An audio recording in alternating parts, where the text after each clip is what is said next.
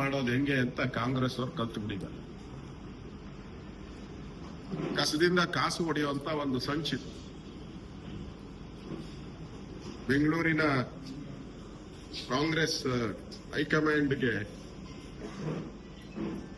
ಈ ಗಾರ್ಬೇಜ್ ಒಂಥರ ಲಗೇಜು, ಬೆಂಗಳೂರು ಜನತೆಗೆ ಡ್ಯಾಮೇಜ್. ಕಾಂಗ್ರೆಸ್ ಹೈಕಮಾಂಡ್ಗೆ ಇದು ಲಗೇಜ್, ಬೆಂಗಳೂರು ಜನತೆಗೆ ಇದು ಡ್ಯಾಮೇಜ್.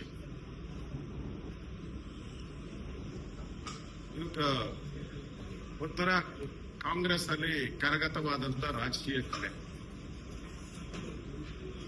ಕಸದಿಂದ ರಸ, ಕಸದಿಂದ ಕಾಸು. ಈ ರಾಮ್ಕಿ ಕಂಪನಿಗೆ 339,437 ಈ ಟೆಂಡರ್ ಏನಿದೆ, ಈಗಾಗಲೇ ನಾನು ಉನ್ನತಾಧಿಕಾರಿ ಸಮಿತಿಗೆ ನಾನು ಒಂದು ಪತ್ರವನ್ನ ಬರೆದಿದ್ದೀನಿ. ನೀವು ಬೆಂಗಳೂರವರು, ಅಂಜು ಪರ್ವೇಜ್ ಅವರು, ನೀವು ಬೆಂಗಳೂರು, ನಿಮ್ಮ ಮಕ್ಕಳು ಬೆಂಗಳೂರು, ನಿಮ್ಮ ಮೊಮ್ಮಕ್ಕಳು ಬೆಂಗಳೂರು, ಇದು 3 ತಲೆಮಾರಿಗೆ ಟ್ಯಾಕ್ಸ್ ಕೊಡ್ಬೇಕಾಗ್ತದೆ. ಅದರಿಂದ ನೀವು ಮಾನವೀಯತೆ ಜೊತೆಗೆ ಬೆಂಗಳೂರಿನ ಒಬ್ಬ ನಾಗರಿಕ ಅಂತ ಹೇಳಿ ಕನ್ಸಿಡರ್ ಮಾಡಿ ನೀವು ಕೊಡುವಂತ ಒಂದು ವರದಿ ಏನಿದೆ ಅದು ಬೆಂಗಳೂರಿನ ಭವಿಷ್ಯದ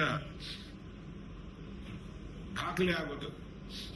ಬರುವಂತ 2-3 ತಲೆಮಾರು ಜನ ಇದನ್ನ ಯೋಚನೆ ಮಾಡ್ತಾರೆ, ಯಾರಪ್ಪ ಈ ವರದಿ ಕೊಟ್ಟವರು, ಅದಕ್ಕೆ ಸತ್ಯ ಪ್ರಾಮಾಣಿಕತೆಯಿಂದ ವರದಿ ಕೊಡಿ ಅನ್ನೋ ಪತ್ರವನ್ನು ಕೂಡ ಅಫಿಷಿಯಲ್ ಆಗಿ ನಾನು ಬರ್ದಿದ್ದೀನಿ. ಟೆಂಡರ್ ನನ್ನ ಲೈಫಲ್ಲಿ ಯಾವತ್ತೂ ಕಸ ಟೆಂಡರ್ ನನ್ನ ಲೈಫಲ್ಲಿ ಕರೆದೇ ಇಲ್ಲ. ನಾನು ಪುಣ್ಯ, ನನಗೆ ಅದೊಂದು ಪುಣ್ಯ ಇದೆ ನನ್ಗೆ. ನಾನು ಯಾವತ್ತೂ ಕಸ ಟೆಂಡರ್ ಕರೆದೋನೇ ಅಲ್ಲ. ಕಸದ ಟೆಂಡರ್ ಕರೆದಿರೋರು ನೀವು.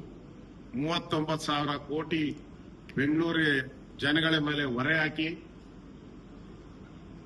ಆ ಮಾಫಿಯಾಗೆ ಸಿಕ್ಕಾಕೊಂಡಿರೋರು ನೀವು.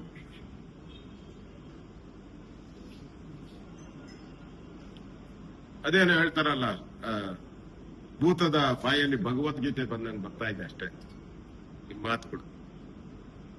ಹಾಗಾದ್ರೆ ನಾನು ಇನ್ನೊಂದು ಮಾತು ಹೇಳಿದ್ದಾರೆ, ಏನೋ ಯಾವ ತನಿಖೆಗೆ ಬೇಕಾದರೂ ಸಿದ್ಧ ಅನ್ನೋ ಮಾತನ್ನ ಹೇಳಿದ್ದಾರೆ.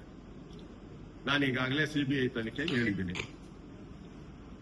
ಅವ್ರು ಇನ್ನೊಂದು ಮಾತು ಹೇಳಿದ್ದಾರೆ, CBI ಅವ್ರ ಹತ್ರನೇ ಇದೆಯಲ್ಲ ಕೊಡ್ಲಿ ಅಂತ. ನಾನು ರೆಡಿ ಇದ್ದೀನಿ, ನಾನು ಕೊಡ್ತೀನಿ.